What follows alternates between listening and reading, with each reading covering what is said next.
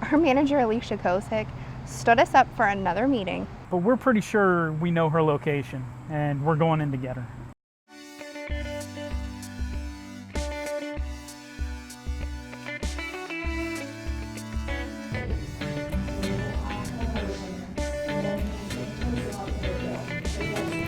Is Alicia Kosec in there by any chance?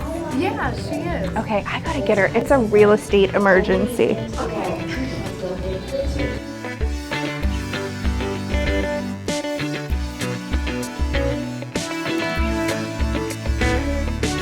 What are you doing?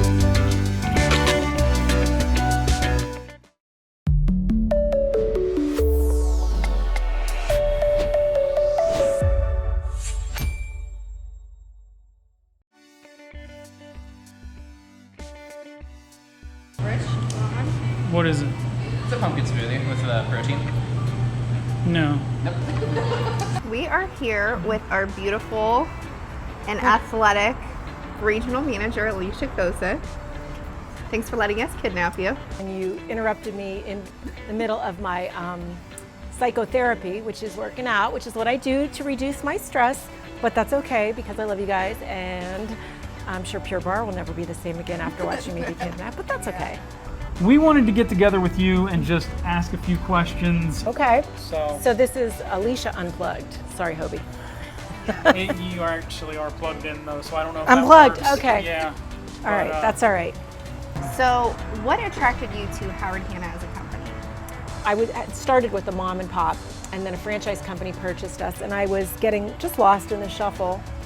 Hobie Hanna, who was the regional then, he was doing what I do now, came to me and said, you know, you're a great new agent, you have some good production, and I think that we could grow your business. And you know, we had a couple sit downs, and I told him that my passion was new construction.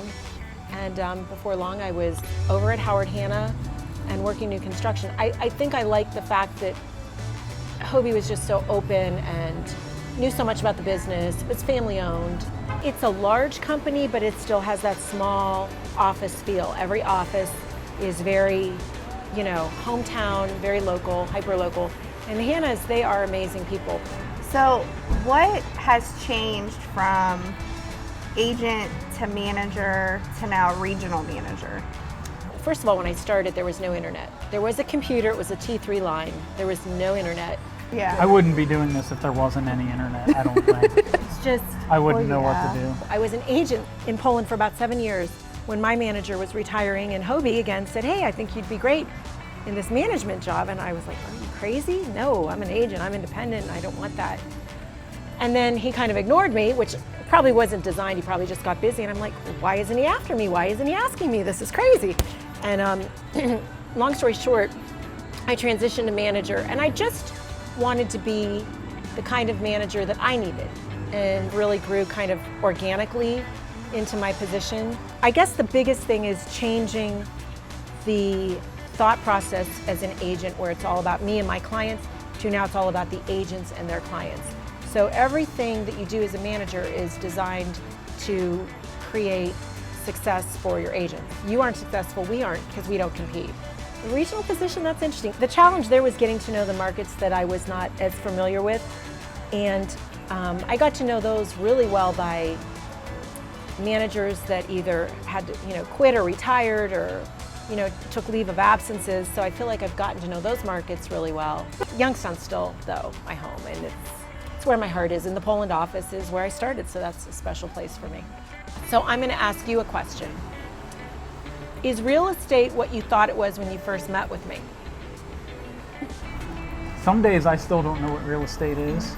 There's so many different aspects to real estate. Honestly, I don't remember back that far. No, and I think I was so grateful to have you, because I knew I didn't know what I didn't know, and that scared me so much. And I think no other company like really resonated. I'm here to help you. I'm here to help you grow. I'm here to teach you.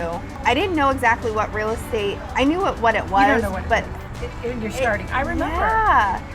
And like, I think now we see, working across from some agents that are new, like we know they don't know yet. I want to keep it together for them too, because I know they don't know that this could be a big problem, or Yeah, I think everyone thinks it's about showing houses, and that's the fun fun part. side. That's the real fun side. Everybody always says fake it till you make it, fake it till you make it. That works to an extent, but then when you start to have a little bit of success, you need to know how to do the transactions, and I think that's where a lot of agents kind of get stuck at first. And we were lucky that we had you, and we had more training, I think, than a lot of other agents. Faking it until you make it is great until you fall on your face and you just don't know what to do anymore. I will say though, falling on your face, is a good teacher. As an agent, you're on a tightrope every day. We get that. But with us, you have a really tight net underneath you when you fall. Okay, so this is kind of an off real estate topic question. If you were on death row, what is your last meal? I love to eat. It's So my do we. favorite thing to do. We're asking you. Yes. See, people would say caviar and stuff like that, but I love I don't would know say anybody that would say caviar Okay. on We're death not row. hanging out with them. Well, I would want 3 meals. So I would want my breakfast, and that would be easy. I'd be Krispy Kreme donuts in all varieties warm. I love Krispy Kreme. And when they closed their store over here, I was devastated because I loved going in there getting hot donuts. Okay. Lunch, pizza. I mean, From where? Youngstown has the best pizza, period, hands down. Briar Hill Pizza is what I was raised on. So Avalon Briar Hill Pizza, or St. Anthony's Briar Hill Pizza, where I went to school. But I also love Coca's Pizza. I also love Belleria. I love Inner Circle, but for different moods, different foods for different moods. And then every now and then, Elmton. Elmton is heavy, but it's so different. So it just depends. For my last supper, probably Briar Hill, because that's what I was raised on from St. Anthony's. And then for dinner, linguine with white clam sauce, a lot of Romano cheese, and a big piece of white cake with buttercream icing. So those, Well, you better hope you're never on death row, because they don't let you have 3 last meals. See, I think that's you wrong. You get 1, so you're going to have to eat all that at once. I could do it. All right. So those are some of my faves. You only die once. That's what they say. Never been asked that question before. Well, we like to ask the important questions. That's hey, If not real estate, what would you do? Well, that depends. Right now, if not real estate, right now, I would probably. A lot more Pure Barre. Sure. Well, I feel working like you out would is my own- passion, yeah. but I know that it's really hard to own a successful, physical fitness business. There's a lot to it. But I always wanted to, and I should have opened one up years ago. But I probably would go into a franchise type, like an Orange Theory Fitness or something like that, or a Pure Barre.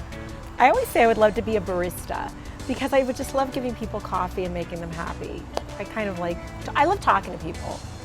So what can we expect at HannaCon? Wow, HannaCon this year, it's probably going to be one of the best ones. Deborah Searle, we got Mike Staver, who I just finished his 6-month program with him up at Leading RE. He's amazing, I'm so excited about him. A lot of great presenters. Yeah. It's going to be packed with them. The panels are great. We have some amazing panels. I'm going to be facilitating a panel. Vendor Village is going to be packed with all of the vendors that provide us with the tools we need to be successful. We're gonna have the money. So we have all this, but yes, God forbid the money booth not be there. Axner and Corsi, Duffy, Hanna, they've all got the money booth ready for you guys to pickpocket and shove up every orifice of your body and have fun. All of that is against the rules, by the way. You're not allowed Yeah, to you're not do allowed that. to do any of that. You know what? I had ruffled sleeves on. Are you rolling? And no, they just had little cute little ruffles on them, and I got $2 or $3 on each one. So it worked out well. I'm wearing ruffles this year. Okay. Good. So what else do you have going on?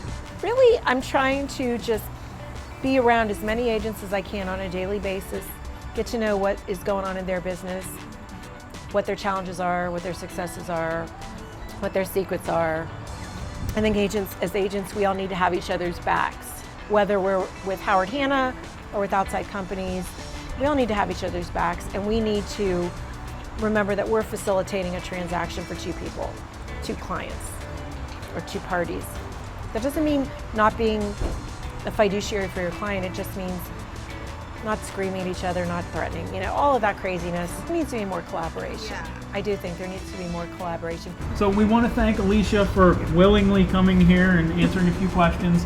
Yeah, thank you for letting us kidnap you. You're welcome. You're welcome. We appreciate you answering our questions and spending time with us. We've always appreciated having your advice. I love spending time with you guys, especially when I get a free smoothie for it.